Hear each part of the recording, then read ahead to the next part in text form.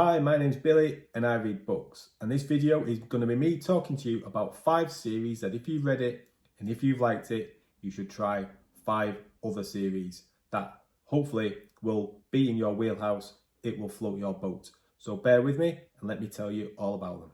So first up is a fantasy series, The Greatcoats by Sebastian de Castell, where the Greatcoats are a good bunch of friends who go around having adventures dispensing the king's justice.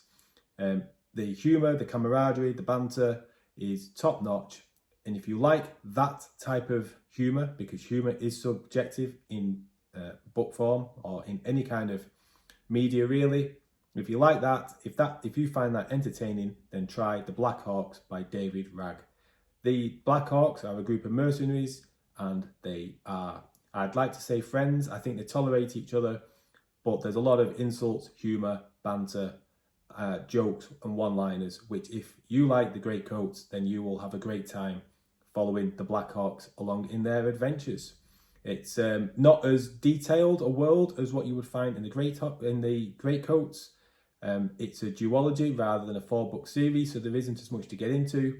But if you enjoy that type of humour, definitely give the Black Hawks a go. If you liked the 16-book epic series Realm of the Elderlings by Robin Hobb, then consider The Crown of Stars by Kate Elliott. Now, lots of people will have heard of Realm of the Elderlings, even whether you've read it or not. It's a big, sprawling world with lots of characters. It's a slow burn. You get to spend a lot of time with the characters that you're following, and there's a much bigger world that slowly gets revealed. There's histories and lore, and there's lots of stories and plots moving in the background. And sometimes it can feel it goes at quite a slow pace. It is a slow burn. Now, Crown of Stars by Kate Elliott is a 7-book series. This is a slow burn, traditional fantasy tale. You spend a lot of time with the characters, you get to know them. There's lots of religious themes in this, it is different to Realm of the Elderlings in that regard, but there's a lot of world building, lots of prophecy, lots of history and lore to delve into. It's less than half the size of Realm of the Elderlings, which is good if you don't want to commit to such a big story. It's not as good as Realm of the Elderlings, and I did bail out on this after book 2, but it's just because it wasn't quite my thing. If you want another series to get into, to delve into, with lots of deep world building going on, lots of character development, and you don't mind a slow burn series, if that's what you're craving, then consider giving this one a go. If you read and if you liked Stephen Erickson's epic Malazan Book of the Fallen series, then consider reading The Darkness That Comes Before the Prince of Nothing series by R. Scott Baker. This is just a trilogy as opposed to the 10-book Malazan epic tale. Now again, I bailed out on Malazan. I haven't read the whole thing. It was just too big for me. It's 10 books. It's big, it's dense, it's dark. There's very little light relief. There's masses and masses of stuff going on. You'll be confused and feel lost whilst you're reading it at times. And that's similar to the Prince of Nothing series. But this is only a trilogy. They're big books, they're dense, they're thick. You will feel confused at times of what's going on. But I could see lots of similarities with Malazan. Lots of influences with what was going on. In fact, at times I felt like I was reading Malazan.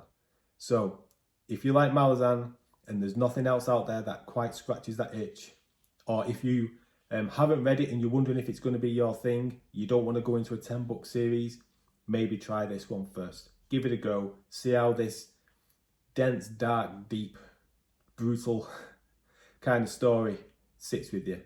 And consider giving it a go. Some science fiction. If you've read the first 15 Lives of Harry August by Kate Elliott, then consider reading Replay by Ken Grimwood. These are both stories involving living multiple lives. In the first 15 Lives of Harry August, the character lives his life. He's born, lives his life, dies, gets born back in the exact same place at the exact same time, but can remember his previous life. And as you follow that story through, there is a plot that goes all the way through it. There is a bad guy as such, and it covers the issues of trying to stop people maybe trying to use this ability for evil, but also what would you do if you could live your life multiple times? Now, Replay was written, I believe, in the 1980s, so well before Kate Elliott's book. So I don't know if this was the original kind of story that tackles these issues, but it follows a similar line. And it's not a big book either. Again, this character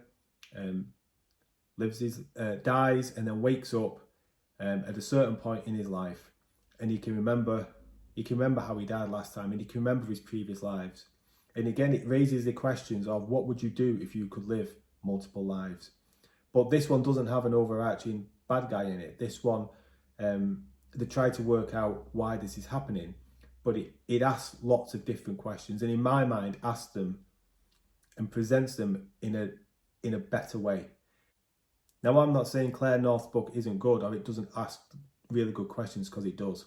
But I just think the ending and the conclusion and the final part of this book is better. So yeah, I would recommend you read either or of them. But if you've read Claire North's book and you've not heard of this, because it's an older book, consider giving it a go. And finally, some progression fantasy.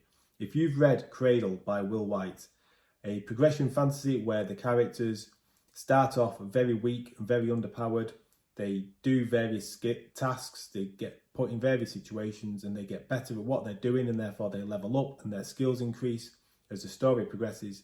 If you've read that, or you want to read it and you want to know what else to try after that, then consider The Wandering Inn by Pirate Arbor.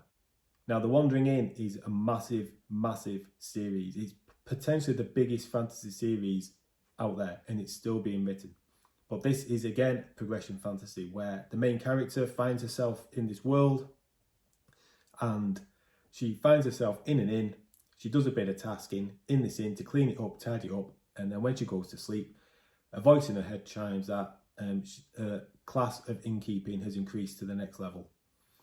And the story progresses from there. The world develops, the story develops, and it is brilliant. There's far more to it than just that basic premise that I've just mentioned there. And when you think about the size and scale of this series, as I say, it's potentially the biggest fantasy series out there. There is lots to get your teeth into. Now, Cradle, I believe, is still being written at the time of doing this video. I think, is it up to 10 or 11 volumes? But the books are quite short. The Wandering Inn, the books are huge. Absolutely huge. So there's lots to get your teeth into. But if you want a progression fantasy after Cradle, definitely try The Wandering Inn, and it's free on the wanderinginn.com website, or you can buy them pretty cheap on Kindle. Winner, winner, chicken dinner. Let me know if you like that. If you did, give it a really big thumb. Give it a thumbs up. Give it a like. It helps the channel out. Let me know any other recommendations from you, any books that you've read that you think I would like based on those recommendations. And I'll see you again in the next video. Take care. Bye-bye. I could recommend another book series based on the back of this, because it's similar. I reckon you could enjoy this if you like that. That's what this video is about. And I'm going to speak to you about 5 different series you could try. Now, shut up. On your bed. Now, I'm not saying that Kate Elliott's book, not Kate Elliott,